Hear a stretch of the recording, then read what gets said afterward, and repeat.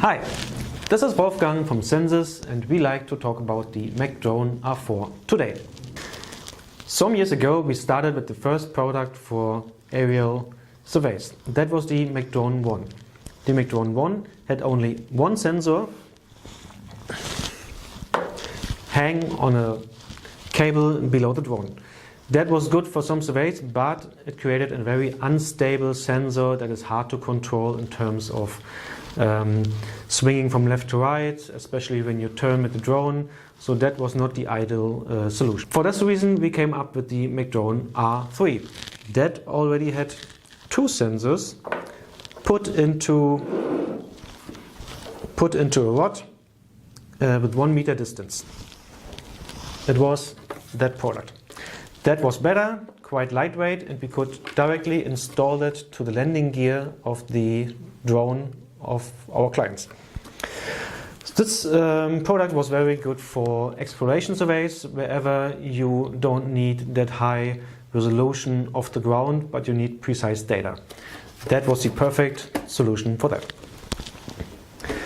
Now, with more systems in operation, we had more and more requests for an even more precise solution than the R3.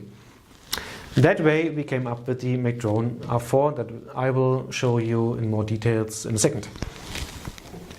The main concept of that is adding even more sensors to the whole system, and that are 5 sensors.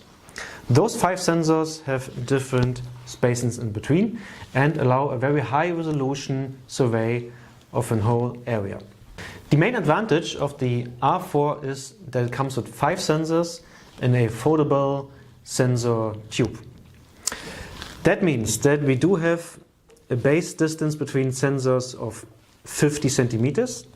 That creates a 2 meter wide tube, but we can fold in the outer ones between the inner ones and create then 25 centimeter distance between the sensors. That way you can play with daily coverage compared to resolution of your data. So if you need a very high resolution map, you fold them in.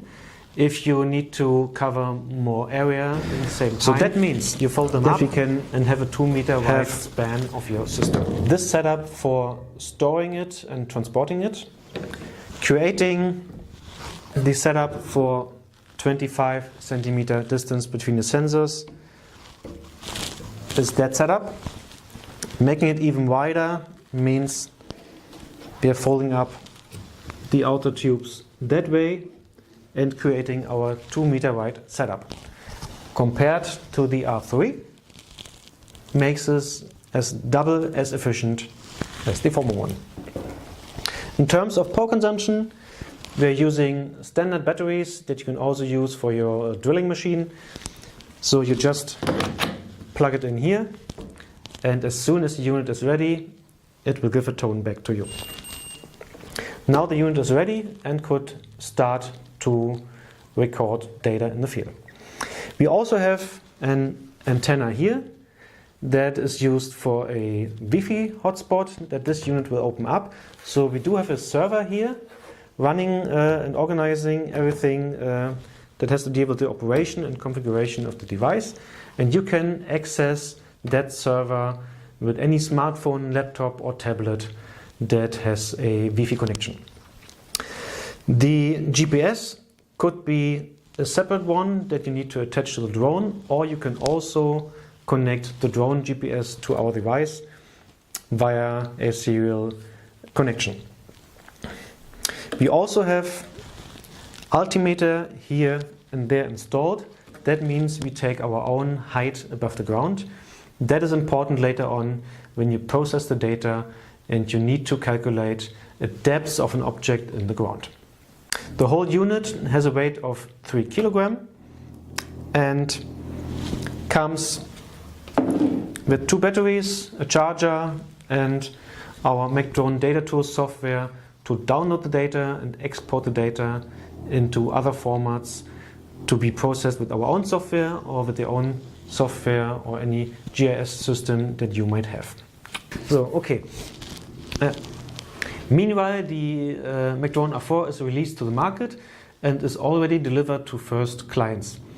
We also have some units in stock for rental and test trials. So whenever you have a suitable project or the time and your drone available, just get in contact with us and we can send you a device so that you can do your own testing and get a better feeling of what are the capabilities of that device. We will have a whole series of videos for the MagDrone R4 where we will show you how to mount and install the device to a drone, how to play with the configuration via the server, how to gather the data, download the data, process the data, creating a color-coded map, and also calculating then objects that you can see in the map to do your follow-up actions that you need to do.